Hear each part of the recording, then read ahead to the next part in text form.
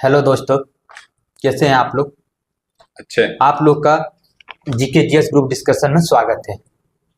पिछले क्लास में हम लोग मगध साम्राज्य पढ़े थे, जिनमें से करम भाई प्रतापी राजा जो थे, पहले कौन सा राजवंश आए थे?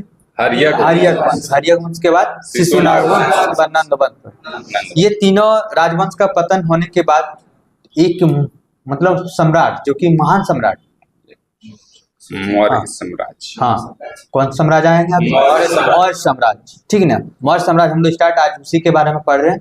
ठीक ना, चलिए तैयार हैं आप लोग?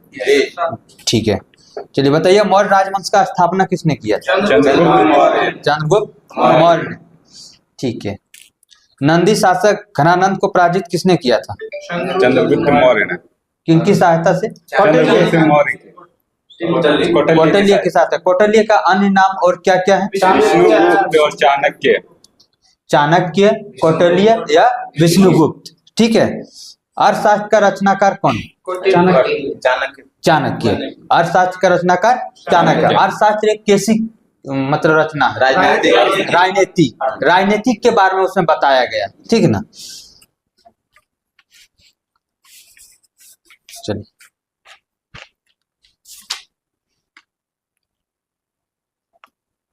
मुद्रा राक्षस का रचनाकार कौन है? विशाखा दत्त। ठीक है, विशाखा दत्त। मुद्रा राक्षस। बताइएगा आप लोग, नंद पाउस कर दीजिएगा सर।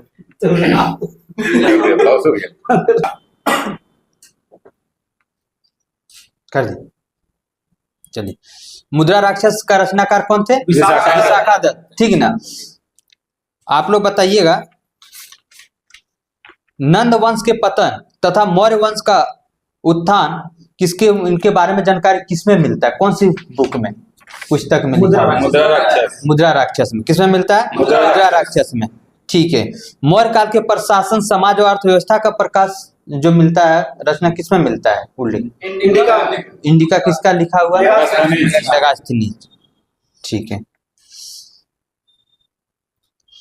किसके अनुसार चंद्रगुप्त ने पूरे भारत में विजय प्राप्त कर लिए थे? मेगास्थनीज के अनुसार। जस्टिन, यूनानी लेखक थे जस्टिन के अनुसार मतलब चंद्रगुप्त मौर्य ने पूरे भारत में विजय प्राप्त कर लिए थे। ठीक है। अर्थशास्त्र 15 अधिकरणों में विभाजित हुआ था। ठीक है। बताइएगा, इसमें से 7 अंगों का वर्णन किया। 7 अंग का नाम बता पाए? बताइए। हम बता देते हैं। स्वामी, अमात्य, मित्र, सेना, कोष, दुर्ग और जनपद। कितने वर्ण में बांटे थे इसको? 7। कौन कौन? स्वामी, अमात्य, मित्र, सेना, कोष, दुर्ग और जनपद। अर्थशास्त्र की तुलना मैकियावेली से किसने की थी?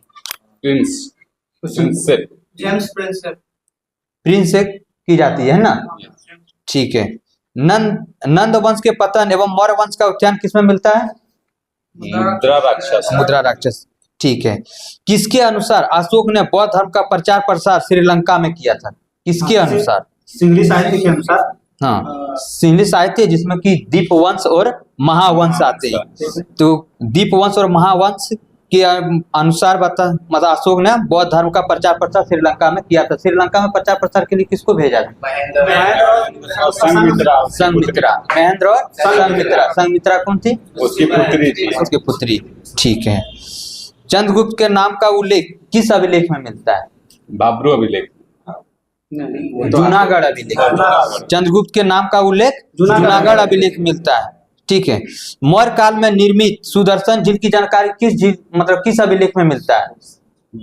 सुदर्शन झील मौर्य काल में निर्मित सुदर्शन झील हुआ है ना, जूनागढ़ अभिलेख। तो जूनागढ़ अभिलेख से यह पता चलता है कि मौर्य काल में निर्मित सुदर्शन झील के बारे में। ठीक है। सुदर्शन झील का निर्माण किसने करवाया? चंद्रगुप्त मौर्य के शासन काल में किया है पुष्यगुप्त वैश्य ने। बहुत अच्छा। चंद्रगुप्त मौर्य शासन काल में पुष्यगुप्त वैश्य ने करवाया था। और ये कहाँ है? सौराष्ट्र, गुजरात के सौराष्ट्र में। ठीक है ना। सुदर्शन झील। पहला भारतीय शासक कौन था जो अभिलेखों द्वारा अपनी प्रजा को सीधे संबोधित करता था? अशोक। पहला शासक अशोक था, जो मतलब भारतीय शासक थे जो अपना अभिलेखों द्वारा प्रजा को सीधे संबोधित करते थे। ठीक ना। अशोक के अभिलेख किन किन भाषाओं में मिलते हैं? 4 भाषा। 4 भाषा में। कौन कौन? ब्राह्मणी, ब्राह्मणी, अरेमाइक, ग्रीक। ब्राह्मणी, खरोष्टी, अरेमाइक और ग्रीक भाषा में अशोक के अभिलेख मिलते हैं। ठीक है। ब्राह्मणी लिपि किधर से किधर लिखी जाती है?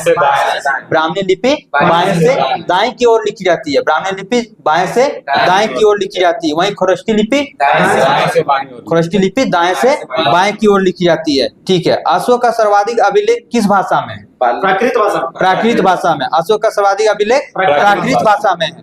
ठीक है। अशोक के अभिलेखों का उत्कीर्ण ब्राह्मणी लिपि को सर्वप्रथम किसने पढ़ा था? जेम्स प्रिंसेप ने। कब पढ़ा था? 1837 में। अशोक के अभिलेखों का उत्कीर्ण ब्राह्मणी लिपि को सर्वप्रथम जेम्स प्रिंसेप ने पढ़ा था 1837 में। किस अभिलेख में अशोक ने स्वयं को सम्राट कहा? भाब्रू अभिलेख में। अशोक ने स्वयं को सम्राट किस अभिलेख में कहा है? तो भाब्रू अभिलेख में कहा। ठीक है। शिलालेखों की संख्या कितना? 14। और स्तंभ लेख 7, जो कितने स्थानों से प्राप्त हुआ है? 6 स्थानों से प्राप्त हुआ है। वह कौन सा शासक था जो एक स्वेच्छाचारी शासक थे? स्वेच्छाचारी चंद्रगुप्त मौर्य। चंद्रगुप्त मौर्य एक स्वेच्छाचारी शासक थे। ठीक है। चंद्रगुप्त मौर्य ने 500 हाथी किसे उपहार में दिए थे? सेलुकस को। चंद्रगुप्त मौर्य ने 500 हाथी सेलुकस को उपहार में दे दिए थे। ठीक है। सेलुकस की पुत्री का नाम क्या था? हेलेना या कर्नेलिया। जिनका शादी किसके साथ हुआ? चंद्रगुप्त मौर्य के साथ हुआ।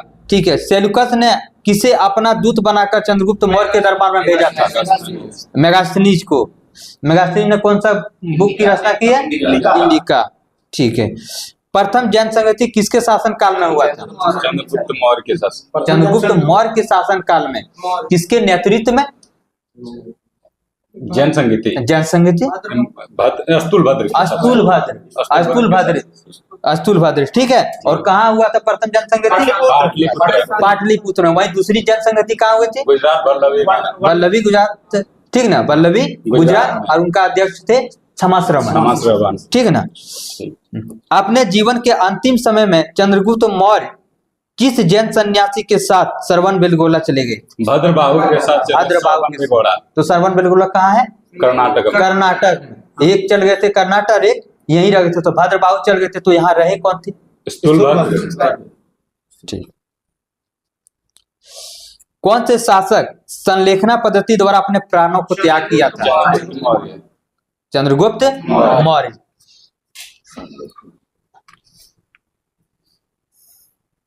पशुवध किस शिलालेख में वर्णन है? पहला शिलालेख में। ठीक है। कलिंग का युद्ध किस शिलालेख में वर्णन? 13वें शिलालेख में कलिंग का युद्ध वर्णन दिया गया है। अशोक के उधम तथा लक्ष्य का धम्मचरण का श्रेष्ठता घोषित है किस अभिलेख में? शिलालेख बताना।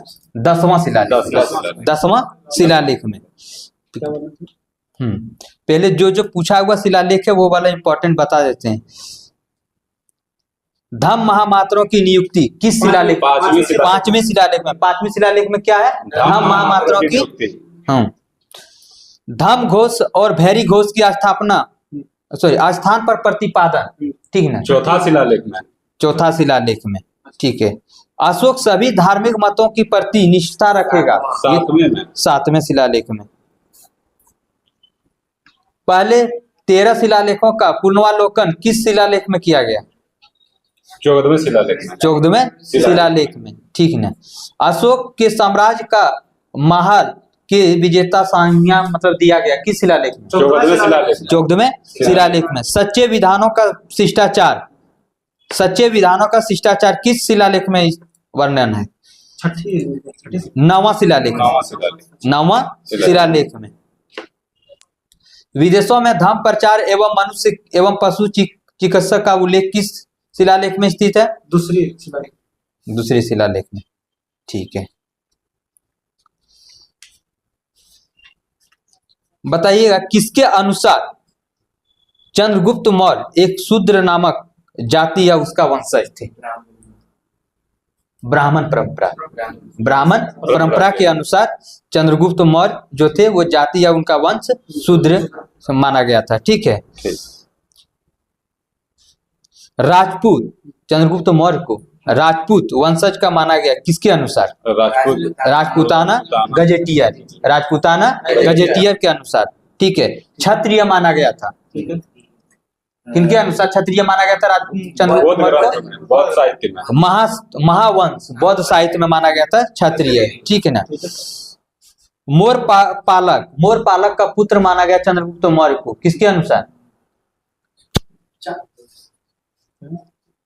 परिशिष्ट परिवर्ण।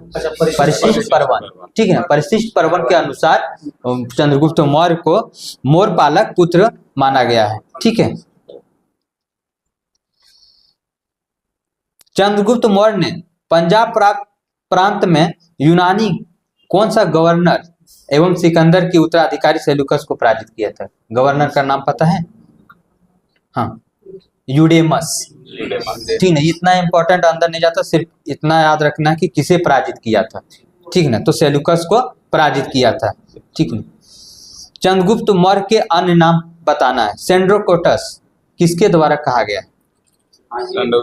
एरियन के द्वारा, स्ट्रेबो के अनुसार, स्ट्रोबो एरियन जस्टिन के अनुसार हाँ सेंड्रोकोटस कहा गया। तो प्लूटार्क क्या बोले हैं चंद्रगुप्त मौर्य? एंड्रोकोटस को किनके अनुसार बोला गया? प्लूटार्क के अनुसार। ठीक है। जूनागढ़ अभिलेख के द्वारा चंद्रगुप्त को क्या बोला गया? चंद्रगुप्त को चंद्रगुप्त ही बोला गया है। ठीक है।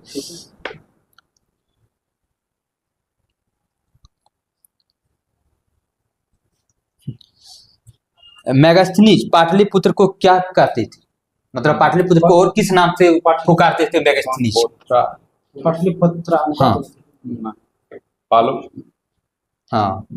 सही जा रहा है। पोलिम्ब्रोथा क्या बोलते थे मेगास्थनीज? पाटलिपुत्र को पोलिम्ब्रोथा बोलते थे। पोलिम्ब्रोथा। ठीक है। मेगास्थनीज के अनुसार भारतीय समाज कितने वर्गों में विभाजित था? मेगास्थनीज के अनुसार भारतीय समाज कितने वर्गों में बांटा हुआ था? कितना? 7 भागों में। कृषक, शिकारी, मंत्री, दार्शनिक, निरीक्षक, व्यापारी और योद्धा। ठीक है। कितने भागों में बांटे थे? ये पूछा हुआ है। ठीक ना। मेगास्थनीज के अनुसार भारतीय समाज को 7 वर्गों में विभाजित किया था। ठीक है। मेगास्थनीज के अनुसार भारतीय किसे पूजा करते थे? कौन से भगवान को? मेगास्थनीज के अनुसार कौन कौन से भगवान को? शिव को और विष्णु को। शिव को और विष्णु को। शिव, कृष्ण। ठीक है।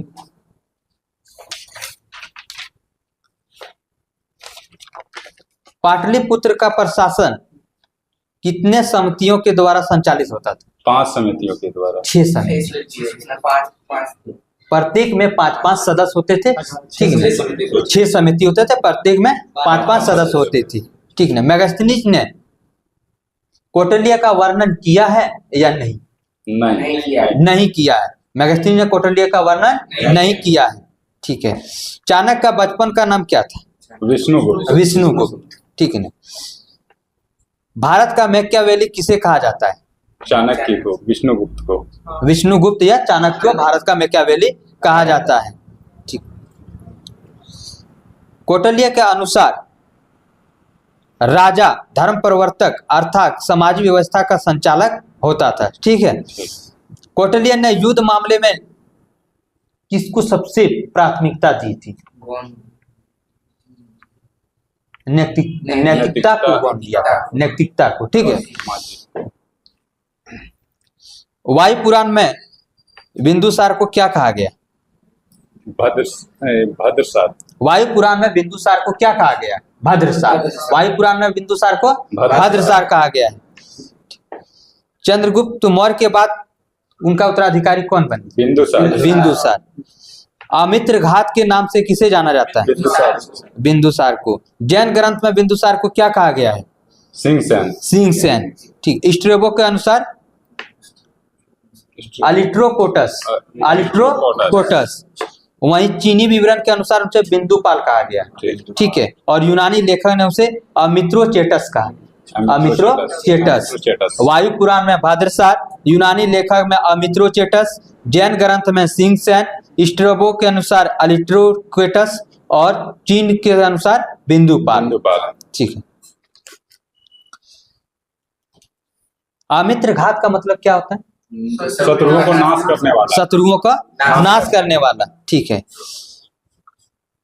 बिंदुसार किस संप्रदाय का अनुयायी था? आजीवक संप्रदाय का। बिंदुसार आजीवक संप्रदाय का अनुयायी था। बिंदुसार आजीवक संप्रदाय का अनुयायी था।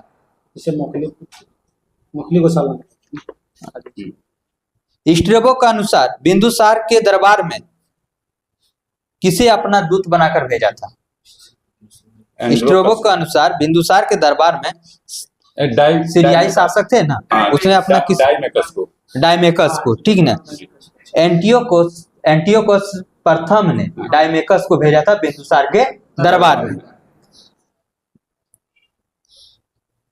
किसने डायमेनियस को अपना दूत बनाकर बिंदुसार में भेजा था? टॉलमी द्वितीय ने।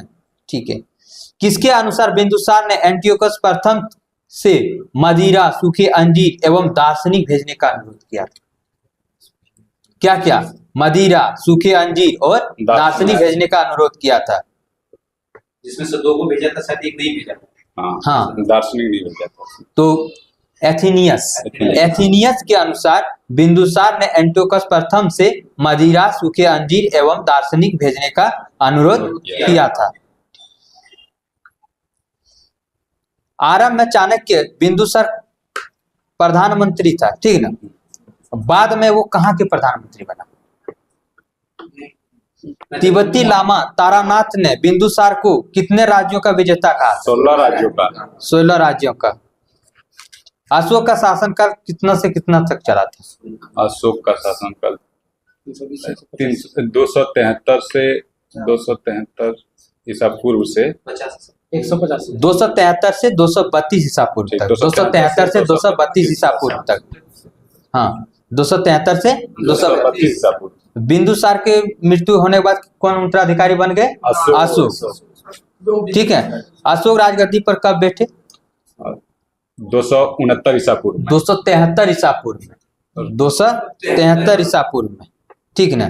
गद्दी पर बैठा, किंतु उनका राज्याभिषेक 4 वर्ष बाद मतलब 269 ईसा पूर्व में किया गया। ठीक है। अशोक का माता का नाम क्या है? अशोक का माता का नाम क्या है? शुभद्रांगी। अशोक का माता का नाम शुभद्रांगी। चंपा के एक ब्राह्मण की पुत्री थी। चंपा के एक ब्राह्मण की पुत्री थी। ठीक है। शासक बनने से पहले अशोक तक्षशिला एवं अवंती के गवर्नर रह चुका था। बट जब वो अपना यहाँ गद्दी पर बैठे तो उस समय वो कहाँ के? उज्जैन के गवर्नर थे। कहाँ के थे? उज्जैन के गवर्नर थे। अशोक के अभिलेखों में उनके परिवार के किन किन का नाम मतलब अभिलेख में दर्शाया गया? एक पुत्र और एक पत्नी। हाँ, पत्नी कौन? पत्नी तो अन्य बहुत सारे थे। कारुवाकी और तीवर नामक पुत्र का नाम अभिलेख में उनका दर्शाया गया है। ठीक है। किस ग्रंथ के अनुसार दिव्यावादन के मतलब अनुसार बताना है जो पद्मावती अशोक के अन्य पत्नी थी? बौद्ध ग्रंथ के अनुसार पद्मावती अशोक के एक अन्य पत्नी थी। ठीक है। अशोक के अन्य पत्नी का नाम और क्या थे जिससे कि उनके पुत्र पुत्री महेंद्र एवं संघमित्रा की? नागदेवी अशोक की अन्य पत्नी थी जिससे उत्पन्न पुत्र पुत्री थे महेंद्र और संघमित्रा। वही पत्नी का नाम नागदेवी और एक असंघमित्रा। ठीक है। और कारुवाकी। अशोक के अभिलेख में उसे क्या कहा गया था? अशोक के अभिलेख में उसे क्या कहा गया है? अशोक के अभिलेख में हाँ, अशोक को क्या कहा गया? देवानंद पी। ठीक है। देवानंद प्रिय। ठीक है। या प्रियदर्शी या फिर देवानंद प्रिय। ठीक। राजतरंगिणी किसने लिखी? राजतरंगिणी नामक पुस्तक किसने लिखा? कल्हण। कलहन में अशोक ने किस नगर का स्थापना किया था? श्रीनगर का। श्रीनगर का स्थापना किया था। कलिंग युद्ध केवल शिलालेख में वर्णन है? 13वें शिलालेख। कब किया गया था कलिंग युद्ध? कब हुआ था? 8 वर्ष बाद, यानी 261 ईसा। 261 ईसा पूर्व में, जिसमें विजय अशोक हुए। और कौन से युद्ध के बाद उसने युद्ध को त्याग दिया? कलिंग युद्ध के बाद उसने त्याग दिए। हाँ, त्याग दिए। और क्या किया वो? अब बौद्ध धर्म को अपना लिए। ठीक है। किस अभिलेख के अनुसार नंदराज इस समय कलिंग का शासक था? जब वो कलिंग युद्ध हो रहा था उस समय नंदराज वहां के शासक थे। तो ये किस अभिलेख में बताया गया है? खारवेल के हाथी गुफा से। हाँ, खारवेल के हाथी गुफा अभिलेख में ये बताया गया है कि जब कलिंग युद्ध हो रहा था तो वहां के राजा कौन थे? शासक कौन थे? तो नंदराज। कौन थे? नंदराज। अशोक ने श्रीलंका के मध्य एशिया में बौद्ध धर्म प्रचार के लिए किसे भेजा? महेंद्र और उनकी पुत्री संघमित्रा को श्रीलंका भेजा था, मतलब धर्म प्रचार के लिए। ठीक है। केवल बृहद शिलालेख के अनुसार धर्म प्रचार के लिए धम्म महामात्रों की नियुक्ति की? 5वें शिलालेख के अनुसार। अशोक ने आजीविकों के रहने के लिए किस स्थान में गुफा का निर्माण करवाया? बराबर की पहाड़ियों में। ठीक है। अशोक का शासनकाल बताइएगा, कौन से बौद्ध संगीति में वो अपना अध्यक्ष था या शासनकाल? बौद्ध संगीति पाटलिपुत्र में 350 ईसा पूर्व। तृतीय बौद्ध संगीति 250 ईसा पूर्व। तो अध्यक्ष कौन थे उस समय? तृतीय बौद्ध संगीति में अध्यक्ष कौन थे? हाँ, मोगलीपुत्र तीस्त। ठीक है। सम्राट अशोक का पुत्र का नाम बताइए। दशरथ ने कहा, मतलब किस स्थान पर आजीवों को रहने के लिए दिए गुफा बनाए? बिहार में कोई पहाड़ी क्षेत्र? हाँ, नागार्जुन पहाड़ी। गया बिहार के नागार्जुन पहाड़ी पर आजीवकों को निवास रहने के लिए 3 गुफा बनाई। ठीक है। दशरथ ने भी अशोक के भांति कौन सी उपाधि ग्रहण की थी? देवानंद प्रिय। ठीक। मौर्य वंश का अंतिम शासक कौन थे? बृहदर्थ। ठीक है। बृहदर्थ का हत्या करके कौन सा वंश का स्थापना हुई? हाँ, पुष्यमित्र शुंग ने हत्या करके बृहदर्थ का शुंग वंश की स्थापना की। ठीक है। आज का टॉपिक इतिहास का यही खत्म होता है। अब अगला टॉपिक ज्योग्राफी का हो। ठीक। आइए, तो हम लोग ज्योग्राफी में भारत की मिट्टी पढ़ते हैं। ठीक है। तो क्वेश्चन करें आप लोग से। काली मिट्टी को और किस नाम से जाना जाता है? रेगुल मिट्टी, कपास मिट्टी। ठीक है। रेगुल मिट्टी, कपास मिट्टी और उष्णकटिबंधीय चरनोजम मिट्टी। कितना नाम हो गया? 3 नाम। कौन कौन? रेगुल मिट्टी, कपास मिट्टी और उष्णकटिबंधीय चरनोजम मिट्टी। ठीक है। अब बताइए कि किन क्षेत्रों में काली मिट्टी पाई जाती है? बता सकते हैं आप लोग? महाराष्ट्र, गुजरात और मध्य प्रदेश। महाराष्ट्र, गुजरात और मध्य प्रदेश। अब कुछ इसके विशेषता के बारे में हम लोग जानते हैं। ठीक है। काली मिट्टी बहुत ज्यादा पानी को सोखता है, उसमें नमी धारण करने की क्षमता अधिक होती है। ठीक है। ठीक। अब भारत में लाल मिट्टी जो पाई जाती है किस किस क्षेत्र में पाई जाती है? लाल मिट्टी। ठीक है। देखिए, इसको याद कैसे रखना है? पहले महाराष्ट्र, उसके नीचे कर्नाटक, महाराष्ट्र के नीचे कर्नाटक, उसके बाद तमिलनाडु के बगल में आंध्र प्रदेश। नहीं, सीरियल वाइज देखिए। पहले महाराष्ट्र का पड़ोसी कर्नाटक, तमिलनाडु का पड़ोसी आंध्र प्रदेश, उसके बाद उड़ीसा का पड़ोसी झारखंड और थोड़ा छत्तीसगढ़ भी में है। ठीक है। भारत में लाल मिट्टी किस क्षेत्र में पाई जाती है? महाराष्ट्र, कर्नाटक, तमिलनाडु, आंध्र प्रदेश, उड़ीसा, झारखंड, छत्तीसगढ़। ठीक है। कहाँ पे? महाराष्ट्र, कर्नाटक, आंध्र प्रदेश, तमिलनाडु, इधर उड़ीसा, झारखंड और छत्तीसगढ़। ठीक है। ठीक है। इसका निर्माण कैसे हुआ? लाल मिट्टी। हाँ, लाल मिट्टी का निर्माण कैसे हुआ? ग्रेनाइट एवं नीच चट्टानों के विखंडन से। कैसे हुआ है? ग्रेनाइट एवं नीच चट्टानों के विखंडन से हुआ है। अब बताइए कि लाल मिट्टी में किसकी प्रधानता होती है? आयरन, आयरन और एल्युमिनियम, आयरन और एल्युमिनियम का। तो कमी किसका होता है? नाइट्रोजन का। नाइट्रोजन फास्फोरस का कमी होता है, नाइट्रोजन और फास्फोरस का। लगभग भारत का सभी मिट्टी में नाइट्रोजन की कमी होती है और फास्फोरस का भी। ठीक है, अब बताइए लाल मिट्टी लाल क्यों दिखाई पड़ता है? लौह ऑक्साइड के कारण। लौह ऑक्साइड के कारण। ठीक है, इसमें किस प्रकार के फसल उगाए जाते हैं? लाल मिट्टी में मोटे अनाज। ठीक, बाजरे जैसी, बाजरे जैसी। कैसे? बाजरे जैसी।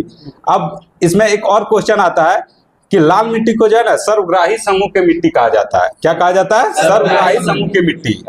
आपसे पूछा जाएगा सर्वग्राही समूह की मिट्टी किसे कहा जाता है? लाल मिट्टी को कहा जाता है। काजू उगाने के लिए किस प्रकार की मृदा की आवश्यकता होती है? लेटराइट। बताइए। लेटराइट मिट्टी। ठीक, लाल लेटराइट मृदा, लाल लेटराइट मृदा। अब बताइए लाल लेटराइट मृदा किस क्षेत्र में पाया जाता है? लेटराइट मिट्टी जहाँ पे अधिक वर्षा हो। लेटराइट मृदा कहाँ मिलता है? जहाँ पर अधिक वर्षा हो। तो हम लोग जलवायु पढ़ रहे थे, उस समय हम लोग देखे थे कि वर्षा किधर होता था। सबसे पहले सबसे ज्यादा मेघालय क्षेत्र में होता था। ठीक है, तो हम लोग कह सकते हैं कि लेटराइट मिट्टी कहाँ कहाँ पर पाया जाता है? पूर्वी घाट, पश्चिमी घाट और मेघालय क्षेत्र में। इसमें नहीं, हरियाणा तरफ ज्यादा पानी नहीं पड़ता है, तो लेटराइट मिट्टी उधर नहीं होगा। मरुस्थली। हाँ, उधर जो मरुस्थलीय टाइप का होगा। ठीक है, अब बताइए कि लेटराइट मिट्टी में किस चीज की अधिकता होती है? लेटराइट मिट्टी तो लाल की तरह रहता है, लाल मिट्टी की तरह, तो इसमें भी अधिकता इसमें अधिकता किसका होगा? लो ऑक्साइड और एल्युमिनियम का, लोहा और एल्युमिनियम का। इसमें कमी किसका होगा? नाइट्रोजन, पोटास, फास्फोरस, चूना, ये सब का कमी होगा। हाँ, कमी होगा। अब बताइए इसमें उर्वरता कैसा होता है? लेटराइट मिट्टी में उर्वरता कैसा होता है? ज्यादा होता है क्या? ज्यादा नहीं। इसमें ज्यादा नहीं होता, बहुत कम होता है। और लेटराइट मिट्टी का एक गुण है कि अगर ये भीग जाए तो एकदम कोमल हो जाता है, और अगर सूख जाए तो ईंट की तरह मजबूत हो जाता है। ठीक है, कौन सा मिट्टी प्रकृति के दृष्टि से रेतली और गुण के दृष्टि से लवणीय होता है? लवणीय। हाँ। आपका हाँ, प्रकृति के दृष्टि से अगर हम लोग देखें तो वो रेतली नजर आएगा। ठीक है, और अगर गुण उसका देखें तो लवणीय होता है। जरूर ना, आप लोग नहीं पढ़े थे लवणीय एवं क्षारीय मिट्टी? हाँ, पढ़े थे ना।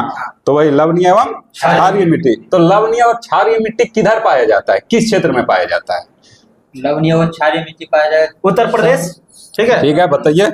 उसके बाद आपका हरियाणा, देखिए हरियाणा, पंजाब, उत्तर प्रदेश, महाराष्ट्र और कुछ हरियाणा। हम लोग कह सकते हैं कि जिस क्षेत्र में वर्षा कम होता है, तो शुष्क क्षेत्र, इन सब का जो पूरा क्षेत्र में नहीं, उसका शुष्क क्षेत्र कहाँ कहाँ? हरियाणा, पंजाब, महाराष्ट्र, यूपी का शुष्क क्षेत्र, जहाँ पे वर्षा कम होता है। वर्ष भर में 250 मिलीमीटर से कम वर्षा होता है, उसमें लवणीय मिट्टी पाया जाता है। ठीक है, ठीक है। लवणीय एवं क्षारीय मिट्टी को और किस नाम से जाना जाता है, बता सकते हैं? शुष्क मिट्टी के नाम से भी जाना जाता है, क्योंकि अभी तो शुष्क पड़े ना, शुष्क क्षेत्र में होता था जहां पे वर्षा कम होता था। ठीक है, खादड़ और बांगर किस मृदा के प्रकार है? जलोढ़ मृदा का। Very good. अब बताइए भारत के कितने प्रतिशत क्षेत्रफल पर जलोढ़ मिट्टी फैला हुआ है?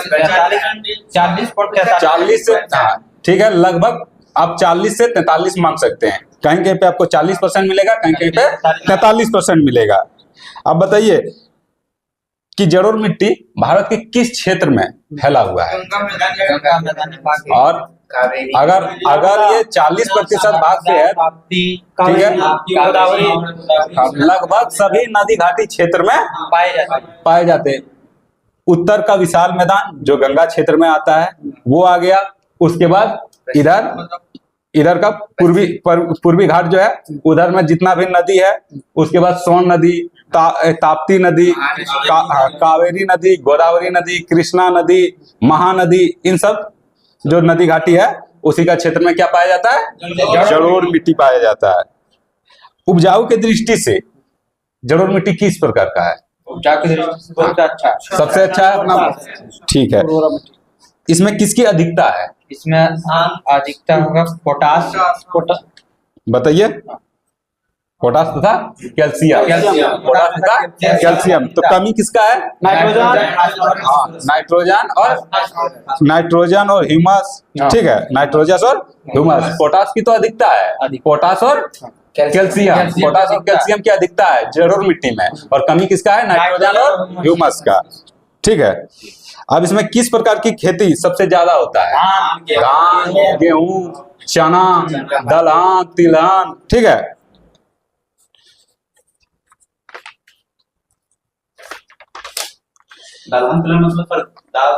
हाँ, जी।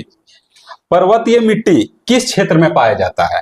पर्वतीय मिट्टी, पर्वतीय क्षेत्र, ठीक है। पर्वतीय क्षेत्र किधर किधर हम लोग बोल सकते हैं?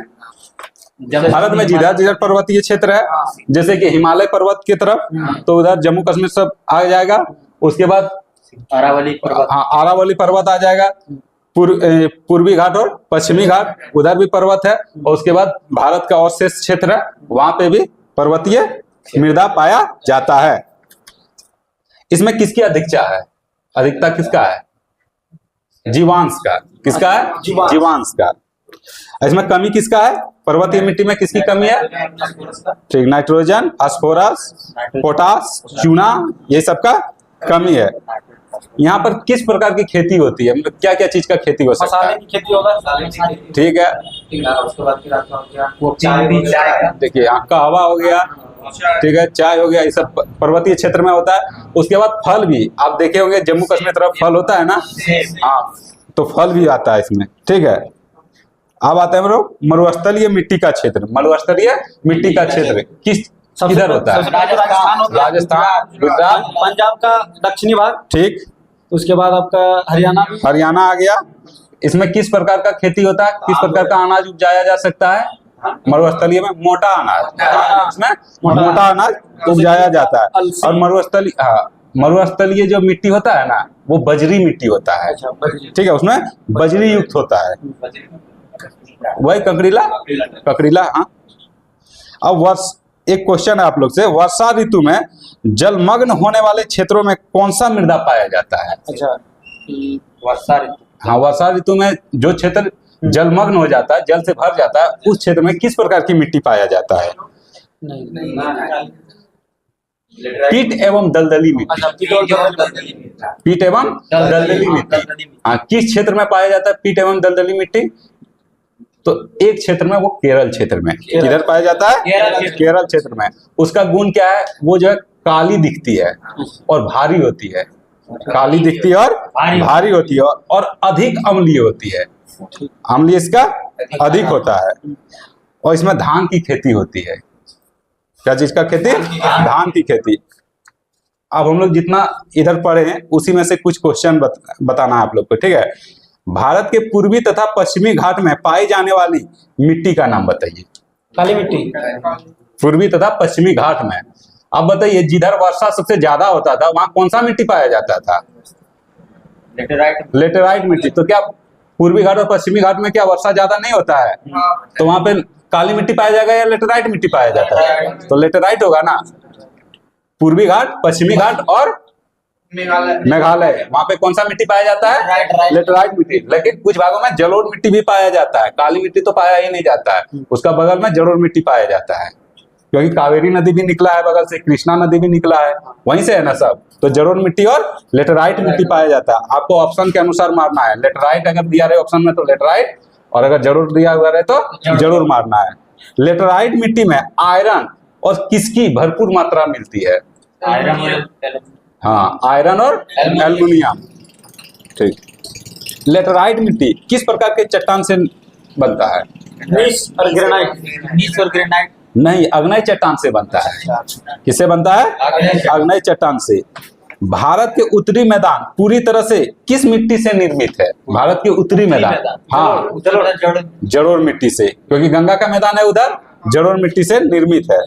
जलोढ़ मृदा जो है भारत के कुल क्षेत्रफल के लगभग कितने प्रतिशत पर फैला हुआ है? 40 से 43%। 40 से 43% पर। तो मेरे ख्याल से मिट्टी पूरी तरह से कंप्लीट हो गया है। जिस तरह का क्वेश्चन पूछना था हम पूछ लिए। ठीक है दोस्तों, तो आज का क्लास समाप्त हुआ। आज हम लोग क्या क्या पढ़े? हिस्ट्री में क्या पढ़े हम लोग? इतिहास में क्या पढ़े? मौर्य साम्राज्य। मौर्य साम्राज्य कहाँ तक पढ़े हम लोग? हाँ, मौर्य साम्राज्य हम लोग प्रशासन से पहले पढ़े। अब कल का टॉपिक क्या रहेगा? मौर्य साम्राज्य में कंप्लीट, प्रशासन से पूरा कंप्लीट रहेगा। ठीक है। और हम लोग भूगोल में क्या पढ़े? हाँ, आज हम लोग भारत की मिट्टी पढ़े। अब नेक्स्ट टॉपिक क्या है? भारत में कृषि। इसी को पढ़ना है कल। ठीक है, अच्छे से पढ़ना है। कल इसी तरह का ग्रुप डिस्कशन होगा। ठीक है।